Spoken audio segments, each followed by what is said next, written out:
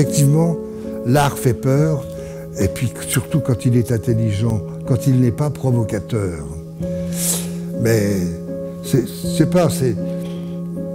y a beaucoup de choses qu'on ne peut même pas dire sur l'art, parce que pour moi, l'art, c'est la vie.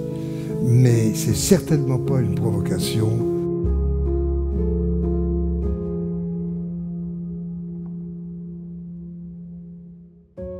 Le geste, tu t'en lasses jamais.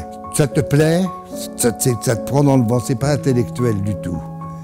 Il n'y a rien d'intellectuel et il n'y a surtout pas spéculatif. Il y a simplement une chose qui te touche, des bleus, une forme, des choses qui te rappellent des peintures.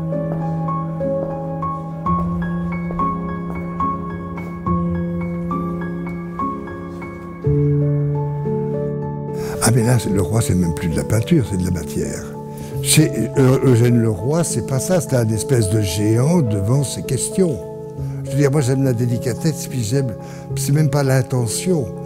J'aime l'intelligence d'un tableau, j'aime voir le trait.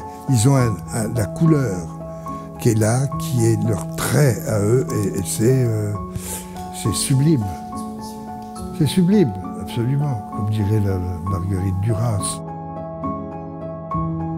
Et puis de supporter une œuvre. C'est pour ça que je ne vais jamais dans les musées, moi.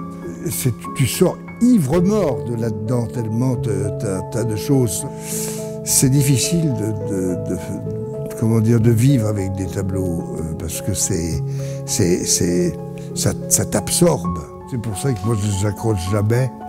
Et que les tableaux viennent par eux-mêmes, sachant je n'aimais pas clouer un tableau au mur. C'est quelque chose qui vient, encore une fois, parce que la peinture est forte. La peinture, c'est un choix qui peut-être peut annuler en même temps au niveau intellectuel. Ce n'est pas un placement, c'est des monuments, quoi. C'est des monuments avec des âmes d'enfants, mais ça va au-delà. C'est un peu comme le génie des enfants, des premiers dessins d'enfants.